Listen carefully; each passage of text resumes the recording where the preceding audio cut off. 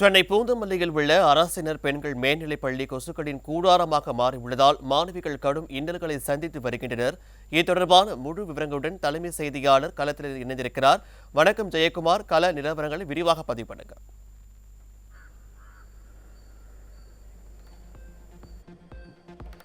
கண்டிப்பாக பாலாஜி, மிக்ஜாம் புயலுடைய தாக்கம் என்பது ஒட்டுமொத்த சென்னையும் புரட்டி போட்டிருக்கிறது.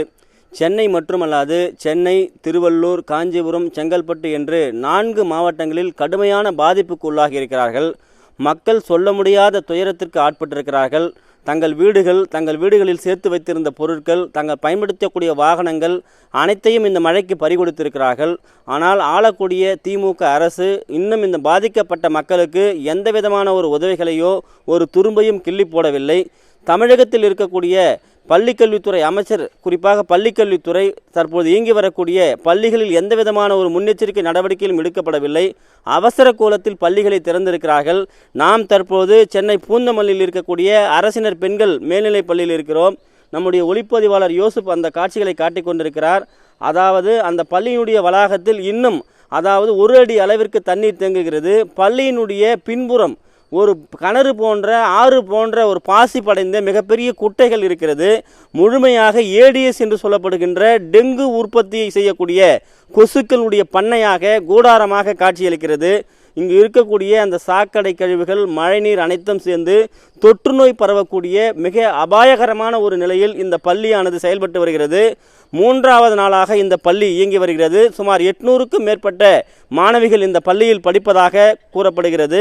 எந்த விதமான ஒரு முன்னெச்சரிக்கை நடவடிக்கைகளையோ, இந்த மழைநீரோடு கலந்த சாக்கடை நீரை அப்புறப்படுத்துவதற்கான முனைப்பையோ பள்ளிக்கல்வித்துறை காட்டவில்லை. குறிப்பாக மாவட்ட நிர்வாகமும் இந்த பள்ளியில் தேங்கக்கூடிய சாக்கடை கழிவுகளை அப்புறப்படுத்தியதற்கு எந்த விதமான ஒரு உறுதியையும் இவர்கள் செய்யவில்லை. இந்த நிலையில் மிக கோரமான ஒரு நிலையில் இந்த பள்ளியானது இயங்கி வருகிறது. 3வது நாளாக இயங்கி வரக்கூடிய இந்த பள்ளி ஒரு மரப்பாலம், தற்காலிக மரப்பாலம் அமைக்கப்பட்டிருக்கிறது. இந்த மரப்பாலத்தில் மாணவிகள் நடந்து வர வேண்டும். நீங்களே பார்க்கலாம், கால் வைத்தால் ஒரு கட்டை தடுமாறுகிறது. அதாவது கைத்தறி போல இந்த தற்காலிக மரப்பாலம் என்பது தள்ளாடுகிறது. அப்படிப்பட்ட ஒரு மரப்பாலத்தை அமைத்து இந்த மரப்பாலத்தில் மாணவிகளை பள்ளிகளுக்கு, வகுப்புகளுக்கு கொண்டு வருகிறார்கள். இங்கு ஒரு நிமிடம் நின்றால் கூட கொசுக்களுடைய கடி தாங்க முடியவில்லை. அதே போன்று சிறுபாம்பு என்று சொல்லப்படுகின்ற மண்புழு போன்ற பூச்சிகள், கரப்பான், நத்தை, பாம்பு என பல்வேறு விஷ ஜந்துக்கள் படையெடுத்து சுற்றி திரிகின்றன. அதையும் கட்டுப்படுத்துவதற்கோ அதனை தூய்மை செய்வதற்கோ இங்கு யாரும் முனைப்பு காட்டவில்லை. பள்ளியினுடைய வளாகத்தில் இருக்கக்கூடிய படிக்கட்டுகள் எல்லாம் சரிந்து விழுந்திருக்கிறது. இவற்றையெல்லாம் கண்டுகொள்ளாமல் ஏதோ சாதாரணமாக ஒரு கட்டுமான நிறுவனத்திற்கு அமைக்கப்பட்டிருக்கிற தற்காலிக பாலம் போல இந்த மரக்கட்டைகளால் பாலம் அமைத்து மாணவிகளை வரவைத்து தடுக்கி விழுந்தால் மாணவிகளுக்கு காயம் ஏற்படும், அவருடைய உயிர்களுக்கு உத்தரவாதம் இல்லாத ஒரு சூழ்நிலை இருக்கிறது. இப்படிப்பட்ட ஒரு நிலையில் அவலகதியில் இந்த பள்ளியை தொடங்கியிருக்கிறார்கள். ஏன் இந்த பள்ளியை சீரமைத்து முறையாக மாணவிகளுக்கு ஒரு 2-3 நாள் விடுமுறை அளித்து கூட இந்த பள்ளியை தொடங்கி இருக்கலாம். இப்படிப்பட்ட ஒரு கோலத்தில் ஒரு பள்ளி வகுப்பு நடைபெறுகிறது என்றால் பள்ளிக்கல்வித்துறையினுடைய அலட்சியம், திமுக அரசினுடைய அலட்சியம், மாணவிகள் மீது இருக்கக்கூடிய அக்கறை எப்படி இருக்கிறது என்று காட்டுகிறது. குறிப்பாக இந்த மிக்ஜாம் புயல் தாக்கம் என்பது கடுமையாக பாதிக்கப்பட்டிருக்கிறது. இன்னும் அந்த வடுக்கள் இன்னும் மாறாமல் இருக்கிறது. புயலானது தமிழகத்தில் கரையை கடக்கவில்லை. ஆந்திர மாநிலம் நெல்லூர், மசூலிப்பட்டினம் இடையே தான் கரையை கடந்திருக்கிறது. இந்த நிலையில் தற்போது இப்படிப்பட்ட ஒரு அவசர கதியில் இந்த பள்ளி திறக்கப்பட்டு மாணவிகள் மிகப்பெரிய ஒரு சிரமத்திற்கு உள்ளாகப்பட்டிருக்கிறார்கள். பல மாணவிகளுக்கு இங்கு காய்ச்சல் ஏற்பட்டிருப்பதாக கூறப்படுகிறது.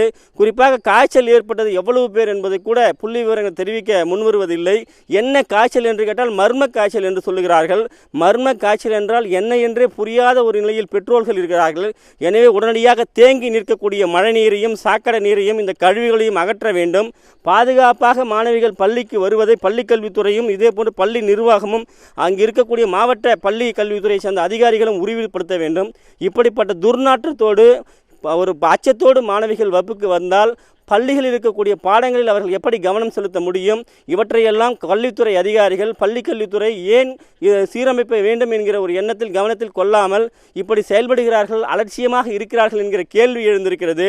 உடனடியாக இங்கு இருக்கக்கூடிய சாக்கடை கழிவுகளையும் இந்த துர்நாற்றம் வீசக்கூடிய தண்ணீரையும் அகற்றி மாணவிகளுடைய பாதுகாப்பை உறுதி செய்ய வேண்டும் என்பதே பெற்றோர்களுடைய எதிர்பார்ப்பாக இருப்பது குறிப்பிடத்தக்கது. பாலாஜி.